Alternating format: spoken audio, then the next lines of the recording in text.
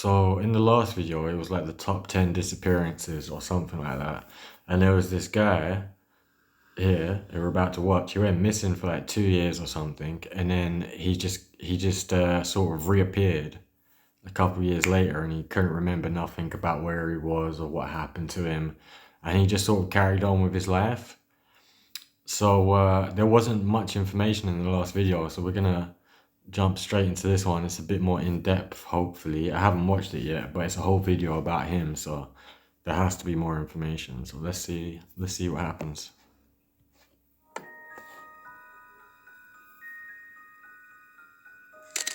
Back in 1978, a young man named Steve Kubaksky went cross-country skiing across a frozen Lake Michigan and never made it home again. Ever since, people have wondered what exactly happened to him, but not because he disappeared forever and was gone without a trace, never to be seen again, but because he phoned home 15 months later, 900 miles away in Massachusetts.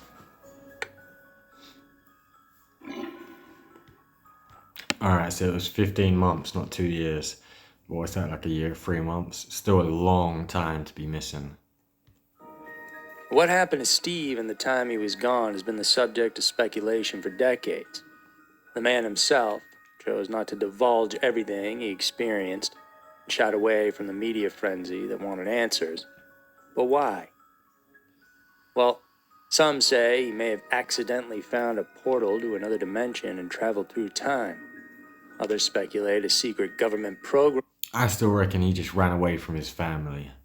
I reckon he abandoned his family and then regretted it. But I don't know. I don't know his history, so he might not even have a family. If he doesn't have a family, I have no idea. Graham got a hold of him and conducted experiments. And then there are those who believe it was a UFO that picked him up. Maybe, really, it was a combination of all three. Whatever it was, all signs point to something big happening here. Something very strange, and it wouldn't be the first time this area of the U.S. has had stories of unexplained phenomena. Strange disappearances, in fact, have been happening here for centuries. Steve Kubaksky was born in Chicopee, Massachusetts in 1954 to a regular middle-class family. Get 100 free spins with your first £10 deposit. All winnings are paid in cash. Middle-class family.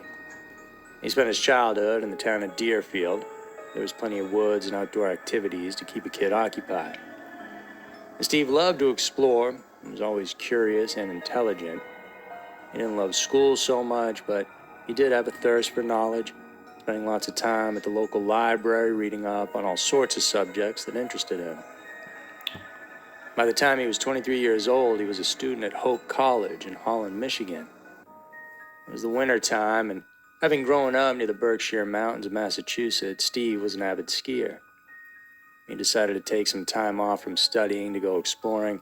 He planned a little solo excursion, cross-country ski journey across frozen Lake Michigan. It was only supposed to be for a couple days.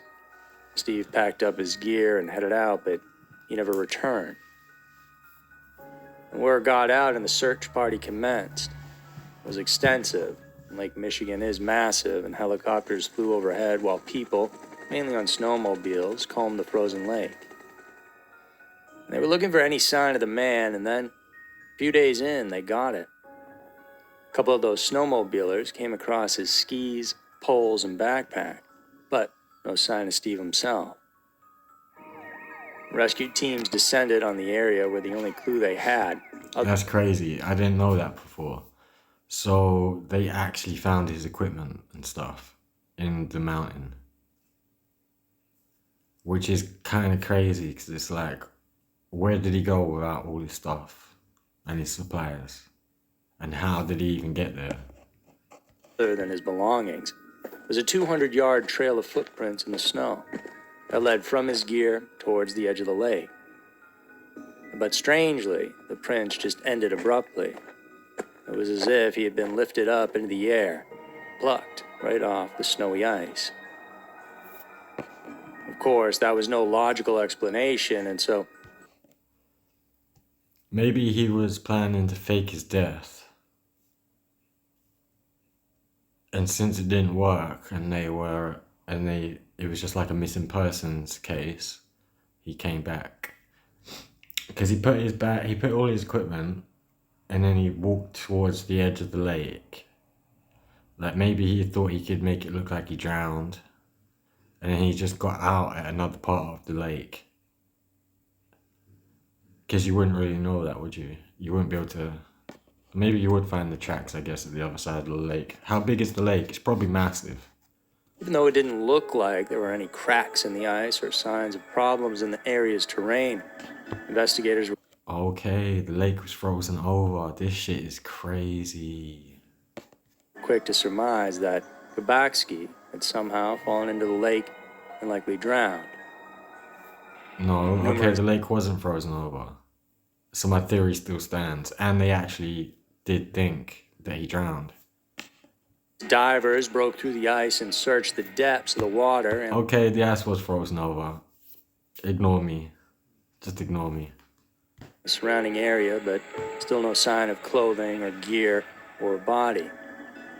It truly seemed like Steve had just walked off the face of the earth, and that got people talking, especially those who had lived in that area, because they had all heard the stories growing up about other planes, ships, and people vanishing from this part of Michigan, and now it seemed it was Steve's turn.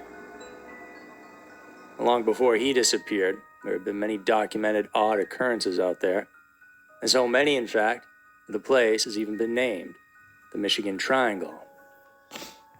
I'm not 100% sure, but I'm pretty sure he is talking about the missing 411. You know, where all the people go missing in national parks and stuff like that. But I could be wrong. It could be a separate thing. I'm going to look into the Michigan Triangle later, because that sounds kind of cool. The Michigan Triangle is a region defined by the lines that connect Ludington in the east, Benton Harbor in the south, and Manitowoc in the Look how northwest. big that lake is. It gets its name simply because this area of Lake Michigan has been the site of numerous mysterious disappearances, which many find comparable to the infamous Bermuda Triangle. Dating back to 1679, the ship Le Griffin is one of the earliest recorded mysteries of this triangle. Built by the French explorers René Robert Cavelier and Sieur de La Salle, and this vessel set sail from La Grande Bay, which is now Grand Bay, loaded with fur and bound for Lake Erie. However, it vanished without a trace, and no wreckage or cargo has ever been definitively found. Over 2 centuries later, in 1891, another vessel, the Thomas Hume, disappeared under similar circumstances. After dropping off a lumber shipment in Chicago, it set sail for Muskegon, never to be seen again. Now, this one was actually discovered intact under 150 feet of Lake Michigan's cold waters in 2006. Despite speculation of a collision, the ship was perfectly preserved and showed no signs of damage anywhere that would have caused it to sink. The road I was just thinking, like, how do you sink in a lake? There's no lakes near me, so I don't really know too much about lakes, but, like, do they even get, like, they get waves and currents? I don't think they do. How the fuck does a boat sink in a lake? Roosevelt, a 2-mast schooner, was found capsized not once but twice. And each time the 10-man crew disappeared and none of them were ever found. The first time was in 1875 when a ferry crossing found it upside down. It was then restored, and in 1921 it was setting sail with a load of lumber, and the ship's captain, Ed Johnson, refused to get on board as he had a premonition that something awful was going to happen that day. The crew tried to get him on, but he declined. A few days later, the boat was found capsized once again, and all the crew missing. So you Interestingly, the stern of this boat was gone, like it had been smashed off, but no other boat reported having an accident. After examining the Rosabelle on shore, the Coast Guard would officially say that no collision of any sort had occurred, but never explain the missing stern. For customers who recently paid full price, we can only apologize because we've just launched our biggest half of the event yet, 50% off. Wait, but this is the premium bundle. collision of any sort had occurred. What's the stern? Is that the back? Is that the back of the ship? That is weird. Like, how the fuck does the back of a ship just disappear? But never explained the missing stern. The most catastrophic aviation incident in the Triangle happened when Northwest Orient Airlines Flight 2501, carrying 58 people, crashed during a storm in 1950. Despite extensive search efforts, the wreckage was largely unrecoverable, with only small debris and human remains found scattered. The exact cause of the crash remains undetermined, though it likely involved severe weather and possibly a lightning strike, given the storm conditions reported that night. The more recent case of Donald Schaller, who vanished while flying a military jet over the lake in 1998, also remains unsolved. Despite clear weather and no apparent mechanical issues, the aircraft disappeared from radar without a trace. The searches yielded no... That one's actually kind of crazy to me because, like, I'm sure the military is going to be tracking all their vehicles. So it's crazy to me that they lost one. Significant findings, and the cause of the crash, speculated to be in Lake Michigan, is still unknown. Now, many of these incidents could be explained as human error or bad weather, but that still hasn't stopped the idea of something more paranormal coming into play here. In terms of natural causes, the lake's configuration facilitates powerful and often treacherous wind waves and currents, which can easily overpower So that answers my question. That's crazy that the lake's so big that it's got its own waves and currents. vessels. Bodies in the water can sink and be pulled miles away, so it would make sense that, especially back in the day when dive teams didn't exist, that people might not be found. Moreover, magnetic anomalies in the region might disorient navigational equipment, potentially leading to accidents. But on the paranormal side, some theories propose the existence of an energy vortex that emits dangerous levels of negative energy, similar to supposed vortexes in other parts of the world.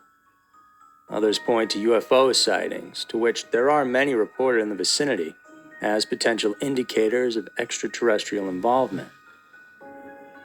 And so in Steve's case back in '78, the official word was that he had died out there, somewhere on the ice. A funeral was held for him, and the college he was attending gave him an honorary degree out of respect for the work he had completed up to that point. Eventually, Steve's case became a tragic and strange story, but the world keeps spinning and people got back to their normal day-to-day lives. And that is until 15 months later, when Steve phoned home. On May 5th of 1979, a car driving along a rural road in Pittsfield, Massachusetts, picked up a hitchhiker who was looking to be brought to the nearest payphone. It was Steve. He called his family to let them know he was okay, though he wasn't perfect. Kabaksky said he had no memory of the previous 15 months whatsoever. He said that essentially he woke up in a meadow 40 miles away from the house he grew up. How does something like that even happen? How far away from his house did he end up? Kabaksky said he had no memory of the previous 15 months whatsoever. He said that essentially he woke up in a meadow 40 miles away from the house he grew up in, wearing clothes that weren't his own. 40 miles away from the house he grew up in. That's pretty far. 40 miles is kind of far away. I can't lie. I feel like it's some kind of like secret government conspiracy. Some kind of crazy shit. Like, how else do you get abducted and not remember? Well, he might not have been abducted. He could have just been faking this whole thing. Not faking it. He obviously went away for 15 months. That's it, isn't it? That's the options. It's either he did it or someone did it to him. Which one do you think is more likely? He also had with him a small bag containing maps and memorabilia, but again, none of this was his. Despite the pressure from the public wanting to know more, Steve remained tight-lipped about whatever happened to him when he vanished. And some saw this as a sign that there was a more mundane explanation to his story. He just needed a break to get away from it all, perhaps. But if this really happened to you, and you woke up in a field having no recollection of the past 15 months, would you really want to talk about it, or would you need time to process and really wonder if maybe you might be going crazy? Maybe he does remember and something so weird and terrifying actually happened to him that he doesn't want to talk about it at all. Maybe he was told by someone or something that he can't. Steve has gone on to live a fairly regular life. He earned a PhD in clinical psychology and has been a professor at a few universities over the years. On his own website, he claims to be writing about the incident, looking forward to revealing the truth behind what happened back in '78, and he says that it's all much stranger than anyone suspects. And so, How can it be stranger than what people think already? That's crazy. I'm gonna keep updated with this. I'm gonna check after this. I'm gonna see what he's talking about. See if he's finished writing whatever he's writing about. time will Maybe it's a book. Maybe it's a blog. Who knows? But we'll find out. tell if we'll find out that it was an alien abduction or perhaps he accidentally fell into another dimension. Maybe a few seconds of time went by wherever he went, but here on Earth it was 15 months. Then again, there might be a much more believable conclusion to this whole saga. With his interest in psychology and how the human mind works, maybe we're all just a part of Steve's own experiment. That he intentionally created this odd set of circumstances just to watch how far everyone's theories would actually go. And to be honest, no matter what the real story is, they're all pretty crazy in their own way. So there was the story, the very strange vanishing of Stephen That was Bukatsky. good, but it didn't really give us any more answers, did it? I'm gonna try and find more answers. Let's go.